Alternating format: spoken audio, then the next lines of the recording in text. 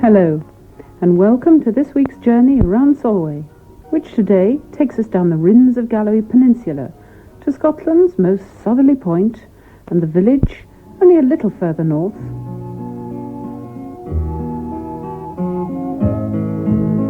Drummore, Drummore, come take a walk with me down by the sand, along by the sea. We'll stand on the quay where seagulls are waiting for the fishing boats and the catch they are bringing. And it's to bonny Drummore that we go today. The village lies in the parish of Maiden, the most southerly parish in Scotland, and made famous wherever the writings of Robert Burns are read by the opening verse of the poem on Captain Grose's peregrinations through Scotland. Here, land o' cakes and brother Scots, frae Maiden Kirk to Johnny Groats. If there's a hole in all your coats, I read you tent it. A chield's among you taking notes, and faith, he'll print it. But we'll not print it, just tell the story of the village, but there's so much to tell we can't even cover the whole of the parish. Another time, perhaps. Drummore hugs the shoreline on the east of the peninsula, looking out across Luce Bay to Port William and the Machars of Wigtonshire.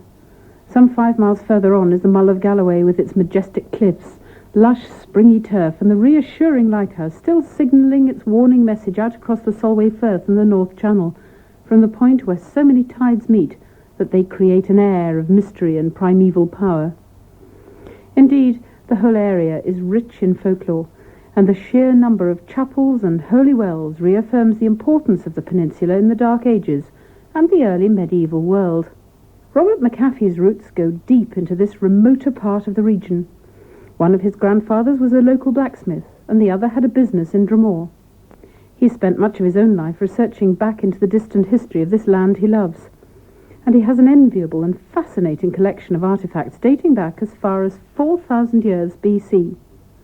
And he paints his own picture of life at that time. The occupation of this area round about Drummore, in fact the whole of the Rins, begins about at that time when the ice sheets were melting away and people came up from England seeking for food.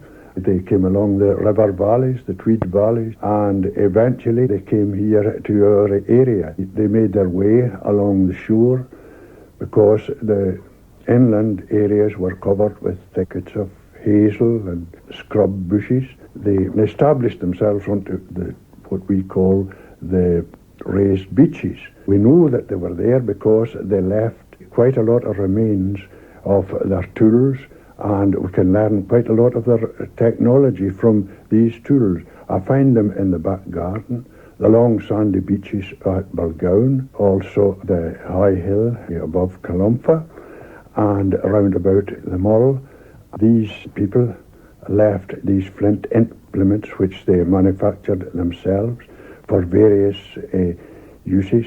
They subsisted mostly on shellfish, where we get remains of their shell middens, and they used them for making fish traps, and we also have stone settings sometimes when excavations take place of where their huts were, and their huts were just in hollows scooped out of the ground. They must have led a hand-to-mouth existence when they were here, but they managed to survive.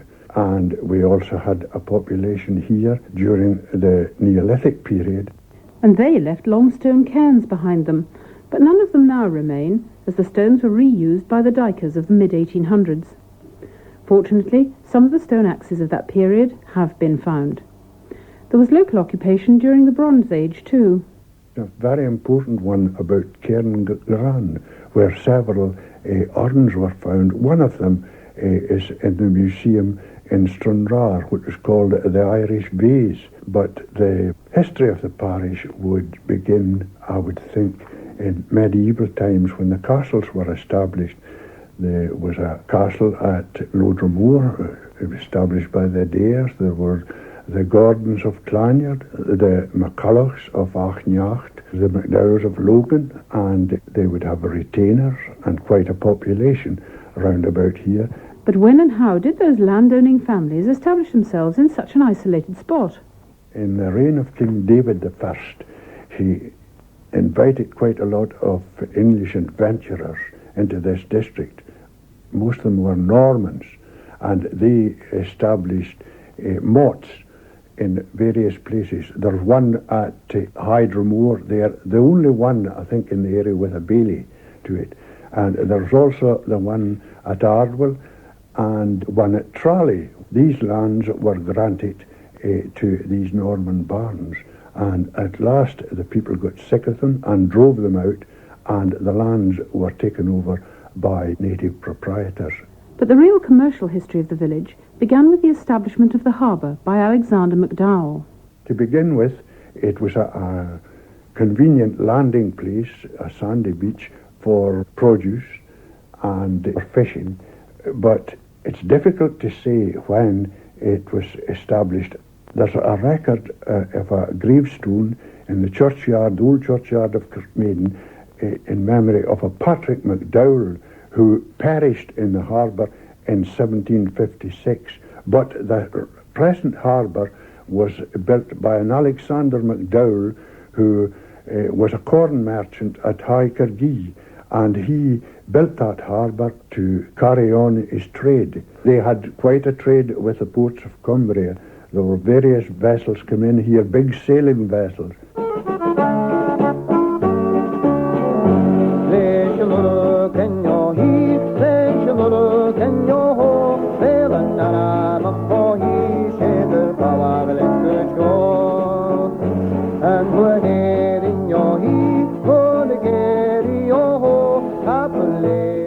There was the Mayflower and the Twin Sisters, the Ellen and Mary, and various other ships came in here, and there was also a steamer called the Hamilton, which plied between here and Maryport. They brought in produce, coal, and they used to beach the coal at Tralee, and it was stored in a coal store there for the use of the brickworks at Tralee.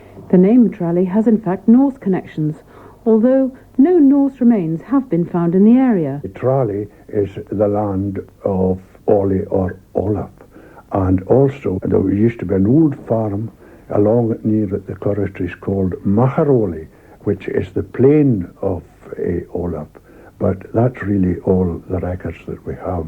So any stories of Norse occupation in the narrow peninsula remain fairly firmly in the realms of legend. Back to the development of the village. After the harbour was established and a good trade, of course, there was a population built up, and the farms employed people at that time. Later on, there was the introduction of what they called high farming. That was most of the farms went in there to be highly mechanised. The Drummore there had a water wheel, and they used it not only for driving their thrashing equipment, but also for bruising corn. And most of the farms round about had new equipment.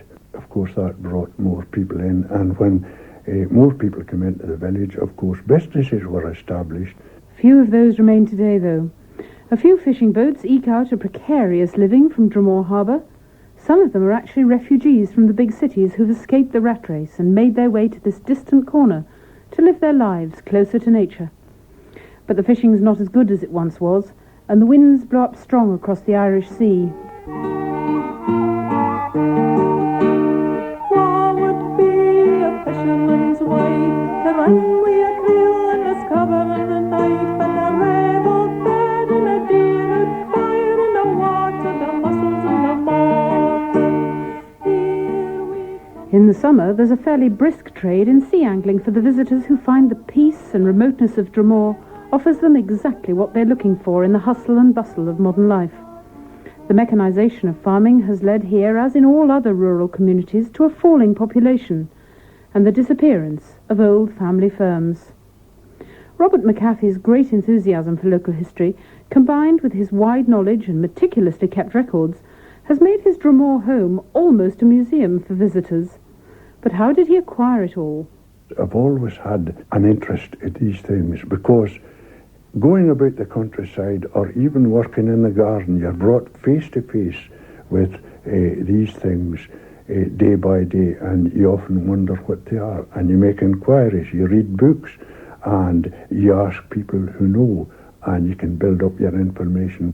I sometimes have people, of course you get Americans hunting for their ancestors, so I have a record of the gravestones in the old churchyard there up to 1855 when records started, and I've got this record in the house in alphabetical order, and I can generally look them up. The area of the parish is from the parish boundary in the north, which is the Burden at Arkness, and it extends right down to the very tip of the Mull of Galloway. The old church of Kirk Maiden was established in 1638, but it wasn't completed till about 30 years after that. But the original church was St. Catherine's Church down in the glen of Portinkill, which is the port of the church down in the Mull of Galloway, close by St. Maiden's Cave. There's still the remains of the foundations of it left, but no gravestones. St. Maiden's Cave is rather difficult to get down to now, and St. Maiden is reported to have taken refuge there from a lover from Ireland who was pestering her, and she lived there with some of her maidens. It would be a rather cramped space, I imagine, for them.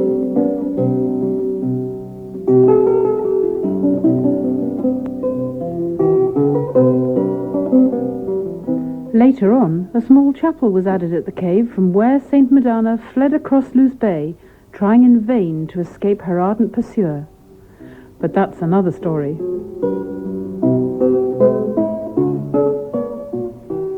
Stories are definitely part of the inheritance of Kirk Maiden parish, especially those of what seems to have been a whole colony of witches. Oh yes, they were quite famous, the Kirk Maiden witches. There's a place up there below the old schoolhouse, it's called the Witches' Glen. One of the most famous of the witches was an individual called Meg Elston. She earned so much that her powers were reputed to be worth about £20 a year, which compared favourably either with the minister or with the schoolmaster. The people feared these witches and they would have given them anything rather than offend them. One of the stories is told about Meg Elson. She went up one time to visit the farm of Drummore. Mr. Jimison, the farmer, was away at the market, and Mrs. Jimison was hanging out her clothes to dry on the line, and Meg saw some article of clothing that she liked, and she asked her if she could have it, and she was told that she certainly could not.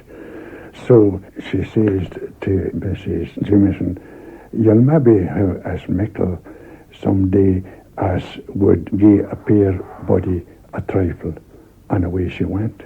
Later on, when Mr. Jimison come home from the market, his best horse was lying kicking in agony in the field, close to death, and it was going to be some loss to him, that. So he dispatched one of the maids to get Meg to come back to see what she could do with this horse.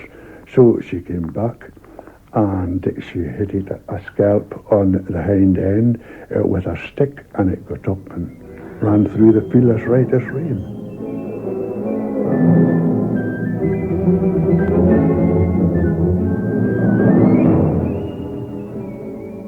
Meg Elson was indeed a witch of much repute, and this elegy, which has been preserved in a collection of poems, fully illustrates the dread in which the Kirk Maiden witches were held, and the relief experienced when death removed Meg from the area. Kirk Maiden dams may cruisely crawl, and cock their nose full canty, for Maggie Elson's now a war, that lately bragged sae vaunty, that she could kill each cow and car, and make their milk full scanty. Since death's gain Maggie's neck a thraw, they'll a' hae butter plenty, in lumps each day. Ye fishermen, a' round the shore, huzza wi' might and metal, nae mair ye'll furnish frae your store a cod for Maggie's kettle. Nae mair you'll fear the clouds that lure, nor storms that ruin your rattle, lest, conjured up by cantrip power, they cowp you wi' a brattle i' the sea some day. Ye yows that bleat the nows out o'er, ye kye that roam the valley, nae dread of Maggie's magic glower need henceforth mair assail ye. Nae horse nor mare by Circean poor shall now turn up its belly, for death has locked Meg's prison door, and gain the keys to Kelly, to keep this day.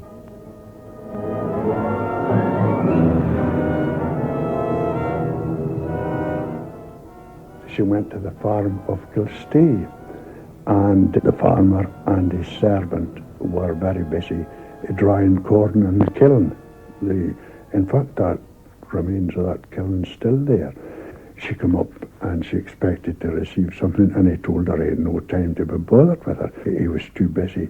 And the farm worker says, "You shouldn't do that." He says, "Mine, you should no canny." So she went away, and she says, "You'll maybe have a bigger loss than that tomorrow." And before she was round the bend of the road, the kiln caught fire, and he lost all his corn. And the man that was helping him said, "Did I no tell ye she wasn't canny?"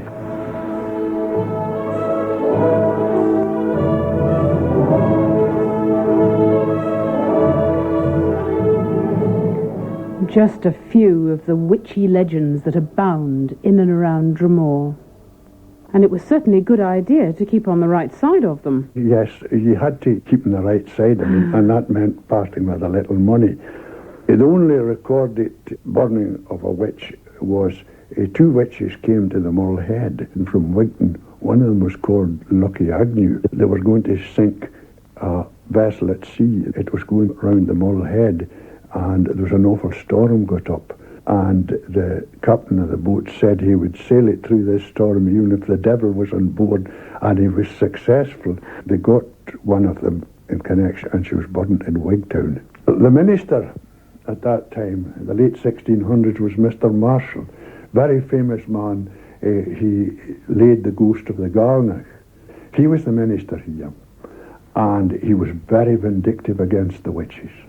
And he gathered the population into the church, and they had to pass through in front of him, and he had what they called a witch finder, some person that could smell out a witch as they passed by.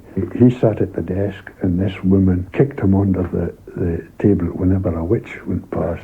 But there was an outcry against it because a lot of famous families were involved in it. But they got their own back at him, the witches, because one day Mr. Marshall made his way from the manse over to the church to preach his sermon, and there was a hare ran across the path in the churchyard in front of him. And when he got up to the pulpit, he couldn't open his mouth. He forgot all his sermon. He had nothing to tell the people, and he had to stand down, and he could never preach again in this parish. And he went away to Kirk, the parish of Kirk, and he was such a famous preacher. And he came back one time to relieve a minister, and whenever he went into the pulpit, he was silenced. So much for the Kirk Maiden witches and their nasty ways. Robert McHaffie could have gone on telling me stories all day, and I could have gone on listening. The parish history was recorded most comprehensively in 1854 by a former village schoolmaster, William Todd, and written out in his own hand in his 80th year. A brilliant man, he was ahead of his time. He was an expert in mathematics and taught navigation to the youngsters from a globe. He also made sundials, and one still stands in Sam McColm's garden. In a way, Sam, who farms Ken Gareth, is following in Todd's footsteps as he studies the history of agriculture and collects records of farms and farming in the Rins. His own farm has a pretty unique history too, having been farmed by only 3 families in 300 years. Agriculture has seen so many changes, but which, in Sam's view, have been the most important in an area like this? Well, I feel first, possibly the weather changes have done most to influence agriculture. And of course, in more recent times and in shorter periods, the various wars that we've been embroiled in have, of necessity, changed agriculture greatly. Starting possibly with the Napoleonic Wars, we were very dependent on France supplying most of the grain in Europe at that time. And of course that was denied us, and we had to produce it in Britain. This meant money being poured into agriculture, and it had a very beneficial effect. And by 1815, agriculture in Britain was in a very good state. Prior to that, it had been very poor in this area. The agriculture was really very, very good indeed by 1835, as witnessed the description of agriculture in Todd's description of the parish at that time. He first came to this parish about 1800 and saw the agriculture not in a particularly good state, and saw it improve through the next 15 years and then decline badly. By 1835, it had improved and was rapidly improving until we ran into the potato famine of 1845. We were never so dependent on the potato crop as they were in Ireland. It was more a commercial crop. We did have at that time farina mills producing starch from the potato crop.